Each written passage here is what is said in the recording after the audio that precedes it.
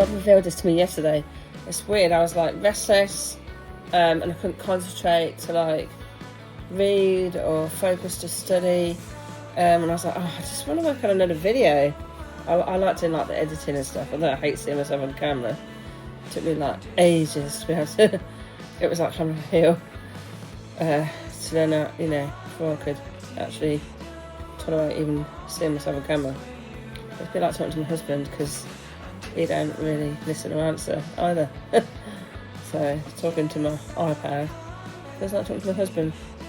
Anyway, so last week when I was working on my last video, I was like wondering about, because so there's an argument about was Revelation written in the 60s AD or the later date 95, 96. Well, my King James Bible, I think it's about 300 years old, 200 or 300 years old. Revelation in my Bible was dated 96 AD. I just couldn't think. I was thinking, how is this relevant to whether the temple was destroyed in 70 AD? And that just came to me yesterday. So I'm sure it was from the Lord, because he always answers my questions like this when I'm least expecting it. So it just suddenly come to me. So the first paragraph in Revelation, under the sun, yes, these things will shortly come to pass. Yeah, and I was literally watching another video about, it was an argument about like the short date, and I was reading the comments, and I literally had to stop watching the video because he was arguing for the earlier date. But I was so sure in my mind, I was like, no, God's given me that revelation. And it's like I haven't read any, I haven't gone in depth in the history. I'm still trying to read my Bible, but I'm just like trusting in God totally, because so he was arguing for the shorter date, and I was like, I had to stop the video. I couldn't listen to it because God had already confirmed to me that it was 96 AD. So I was just like so sure in my mind. I'm like, no, God's just revealed to me that it's 96 AD. I knew it was a short date, and I was like reading the comments, and some people were arguing for the shorter date, and some people were like, no, arguing for the later date. And it was interesting because there were some interesting points in there that I wouldn't have known. I thought, yeah, that makes sense, so I think logically that it did back up the later date. There was some, like I said, there was some people arguing for the earlier date, but I'm like, no, yeah, you're right, it's the later date. I was like, also, and like the thing about the temple in Revelation 11, so obviously I am thinking that is a temple that hasn't been built yet. And it's interesting because if you look at, things are getting hot out there. If we look at what's going on in there, is it a land of Israel or not? But do you know what I mean? If we look at what's going on there, it's like, if they were the true Jews, and like all of them, and they wasn't doing anything that they shouldn't, then God wouldn't have any reason for,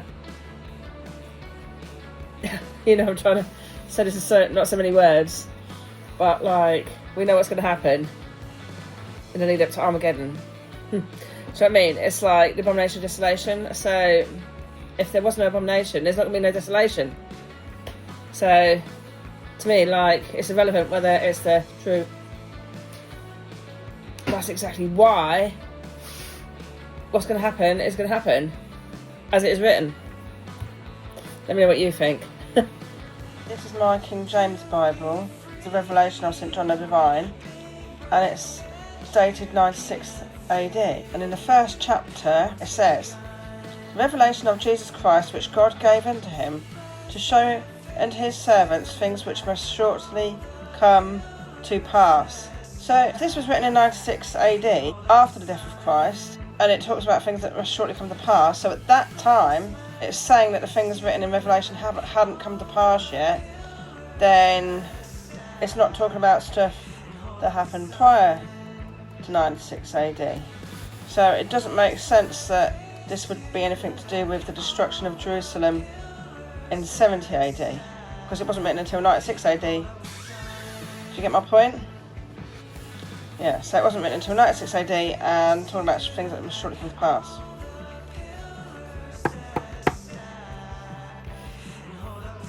And as for the temple spoken of in Revelation 11, I literally think that is talking about a future temple that hasn't been built yet.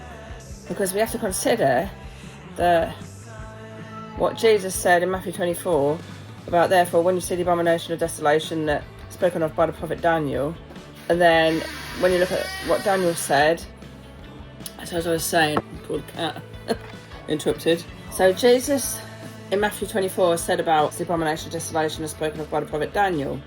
You have to read between the lines in the book of Daniel to realise that there's going to be a third temple built. And I've had to watch loads of Bible studies on this, and there's a really good preacher, I can't think of his name off the top of my head, but he done a really good, I'll see if I can find a link, but I watched a really good Bible study on it, and he explained how for the dates and times that there must be, at a certain point, it was referring to the new temple. But then it's interesting, because if the book of Daniel unlocks the book of Revelation, but you have to read between the lines in Daniel about the temple, but then in Revelation it's there. Now, like I say, if Revelation is dated 95 AD, it makes sense for it to be a future temple. Then it goes on about the wrath of God. So when we get to verse 13, it's talking about the remnant that were frightened and gave glory to the God of heaven. And then it's talking about God's wrath, because here's the second woe. So this being the great tribulation. And then by the time we get to verse 15, it says, the kingdoms of this world are become the kingdoms of our Lord and of his Christ. Now we know that hasn't happened yet, because it says he shall reign forever and ever. And if it's going to be a literal kingdom on earth, or even if it's going to be in heaven, when Christ knocks out all other kingdoms, well, they're not going to, he's going to reign forever, so there wouldn't be other kingdoms reigning now if Christ had already come and reigned. Like, where is he? It's like, how come we're under an oppressive government right now? Because it says here that when Christ's kingdom comes, it's going to be forever and ever.